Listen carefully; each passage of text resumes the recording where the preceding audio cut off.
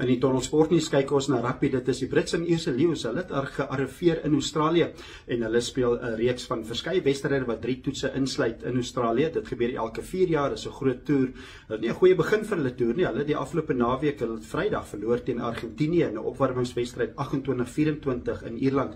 Maar dis nou 'n ander storie. Hulle gaan nou in Australië speel natuurlik teen eers van die streekspanne. Eerste wedstryd komende Saterdag teen die Western Force, dan speel hulle ook teen die Reds en teen die Waratahs en die Brumbies en dan die eerste toets is die 19de Julie. So daar's genoeg tyd vir hulle om weer bymekaar te kom. Afrigter Andy Farrell het baie werk om te doen, maar met daai 4 tuisunies wat bymekaar kom, is dit 'n baie sterk span. So dit gaan 'n moeilike stryd wees vir die Australiërs met die Britse en Ierse Lions wat daar is. Daar's bietjie beserings. Dit is nog steeds Jameson, Gibson Park en Hugo Keenan wat beseer is. Hulle het ook nie in die eindstryd van die Verenigde Rugby Kampioenskap gespeel nie. En dan is daar ook ten minste goeie nuus vir hulle. Dit is Hugh Jones, die senter van Skotland.